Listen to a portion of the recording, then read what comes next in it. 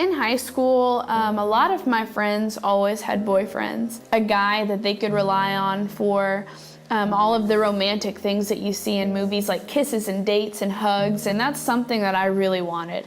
To get guys' attention, I really tried to wear smaller clothes, or I would try to change who I was inside to just get them to like me or just to get their attention. We'd have a conversation and they would mention something they like about a girl, and immediately I would just try and conform to this type so this guy would fall in love with me. Found myself going to different girls' profiles that guys that I liked had talked to at one point in time, and I found myself comparing what they had and what I didn't have. I'm not as pretty as she is, so maybe more makeup will work. I tried to conform, I tried doing other things that people did, but I always was left feeling empty.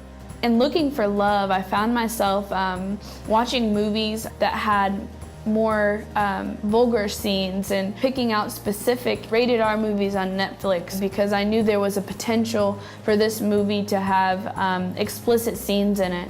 Really just trying to learn from those movies what I could do to get into a relationship.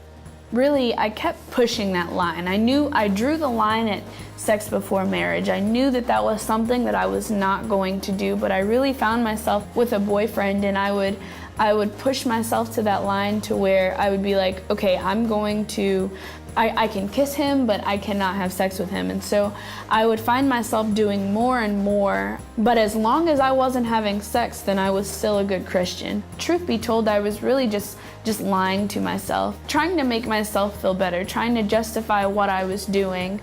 I didn't really do much about it. I didn't think I was wrong. And it wasn't until I had gone to church one Sunday and I had heard our youth pastor preach about sexual sins and how even just the thought is just as bad as committing it, that's when I finally realized that what I was doing is wrong, and I felt super, super guilty. I really felt like I had to make the decision, well, I'm going to live my life differently. I couldn't really lead the double life that I was living. So I really just had to give my life over to God, and I really just had to pray, and I just really had to just really be filled with the Holy Spirit daily in order to overcome these sins and overcome these thoughts that I was having. Now that I'm really just 100% living my life for Christ, I'm no longer drained trying to be two different people. It feels so much better just to really give 100% to God. Yes, I do struggle at some times, but I have Him back to fall back on, and it's such a relief, and it makes me so much happier than I was before.